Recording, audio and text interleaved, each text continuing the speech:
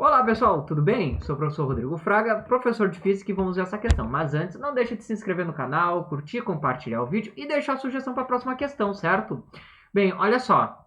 Determine a corrente elétrica que passa pelo diodo ideal D no circuito representado na figura. Certo? Bem,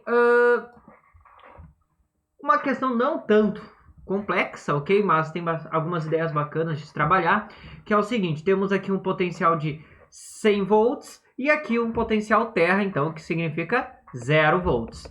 De forma que podemos observar, então, que a corrente elétrica vai passar, né, do ponto de 100 para o ponto de 0, seguindo essa direção. Tá? Então, para estar correto, a corrente elétrica do diodo tem que seguir esta direção, ok? Que vou chamar aqui, então, de ID. Aqui eu vou chamar de I1, I2, I3 e I4, que daí, inclusive, fecha com os valores das resistências, certo? Bem, o que acontece? Veja aqui, como eu tenho um resistor de 1 kΩ aqui, é a menor resistência. Então, aqui é onde eu terei, teoricamente, a princípio, a menor queda de potencial. Então, este ponto pode ser um potencial, tirando o valor de 100 volts, pode ser o segundo maior potencial. E aqui no de 2 kΩ vai ter uma queda um pouco maior. Então, este ponto vai ter um potencial um pouco menor. Então, se aqui eu fosse A e B, eu posso dizer, então, que provavelmente, com certeza, pelos valores das resistências, que VA é maior do que VB. O que vai fazer, de fato, então, que a corrente D passe do ponto A para o B.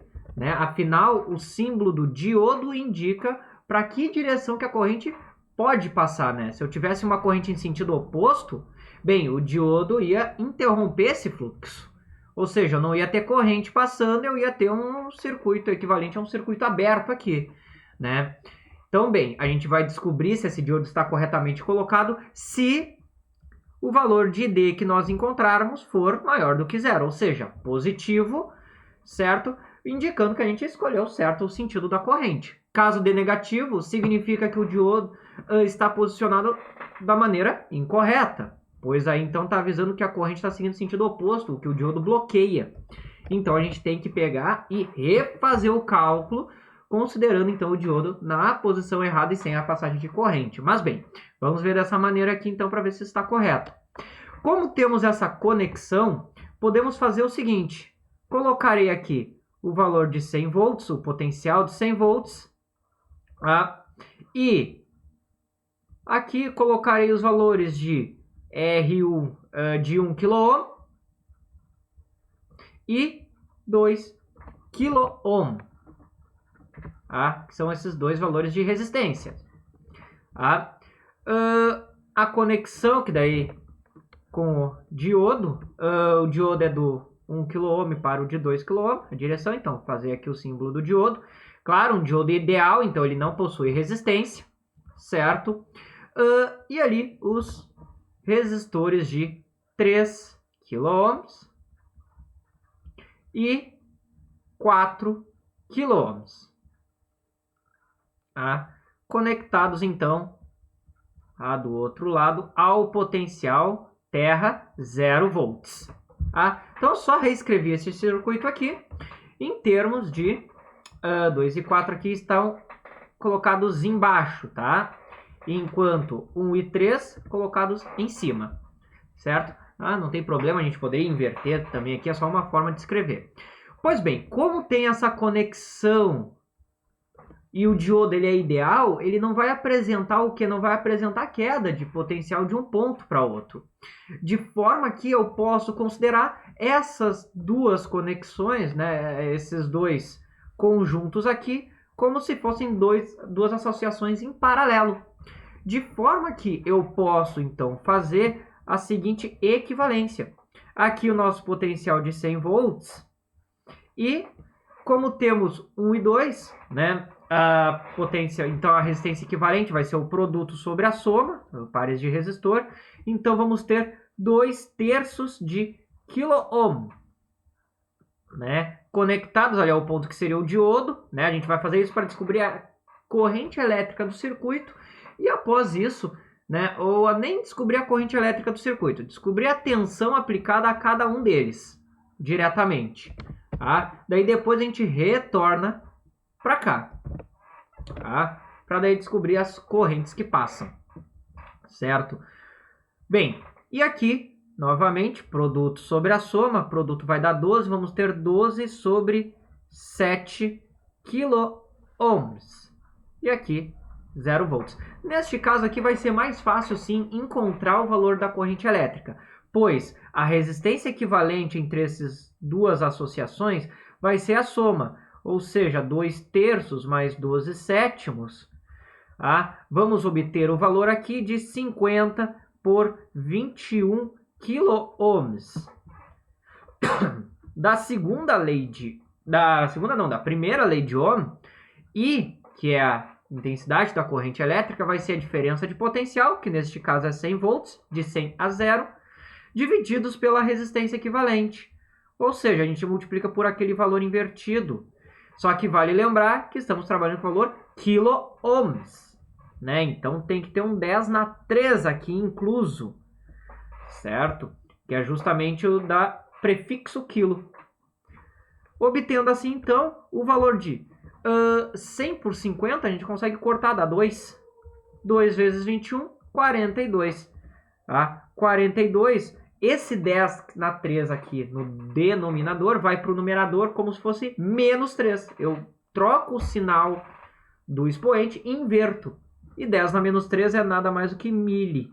E como é corrente, miliampere. Isso porque esse 10 na 3 vai se transformar em 10 na menos 3, que é a mesma coisa que o prefixo mili. Ou seja, através desse circuito passa-se 42 miliampere. Neste e neste, 42 miliampere. Tá? Próximo ponto, então, é o quê? É determinar a diferença de potencial entre aqueles dois... entre os dois pontos, né? Que é quais? 100 e esse aqui, e este aqui, e 0 volts. Com isso, a gente pode simplesmente usar novamente a primeira lei de Ohm, V igual a R vezes I. Para o primeiro resistor, temos 2/3 de quiloohms, que é 10 na 3, vezes a corrente, que é de 42 miliamperes, que é 10 na menos 3. É o bom de usar quiloohm e miliampere, que eles vão sempre se cortar. 10 na 3, 10 na menos 3, vai dar 10 na 0, que é 1. 2 vezes 42 divididos por 3, a gente acha o valor de 28. Tá? 28 volts, né? Daqui para cá. Bem, consequentemente, isso aqui no V1, que eu vou chamar, este primeiro termo aqui, né? Uma tensão de 28 volts. Consequentemente, no segundo, vai ter que ser, então, 72 volts, né? Afinal, a soma das tensões tem que dar a tensão total, né? Ou seja, tem que dar o valor de 100. Desculpa. Ok? Então, bem, encontramos agora as diferenças de potenciais nessas duas etapas aqui. Tá? Aqui temos o valor de 28 volts, tá? E aqui o valor de 72 volts, certo? Bem, no nosso próximo passo agora vai ser, é só separar aqui, determinar simplesmente a corrente elétrica que passa no resistor de 1 kΩ e no resistor de 3 kΩ. Tá? Por quê? Porque se analisar este nó, o que nós temos? A corrente I1, no outro nó a corrente I2 e a corrente ID, corrente do diodo. Daí pela primeira lei de Kirchhoff, a lei dos nós, lei das correntes, a gente pode simplesmente tirar a diferença para determinar a corrente no diodo. Bem, para isso, novamente, aplicaremos a primeira lei de Ohm. Então, I1 vai ser o quê? V1, neste caso, sobre o valor de R1, ou seja, 28, divididos por 1 kΩ, né? Por 1 kΩ, ou seja, 10 na 3. O que vamos obter? 28, 10 na menos 3, 28 miliamperes. Em I2, vai ser, neste caso, V2 sobre R2, sendo igual a, não é 28, é 72, divididos pela sua resistência, que é de 3 kΩ, ou seja, 10 na 3 ohms. Que vai dar, então, 24, 10 na menos 3, que dá 24 miliamperes. Daí, novamente, observando a lei dos nós, temos o quê?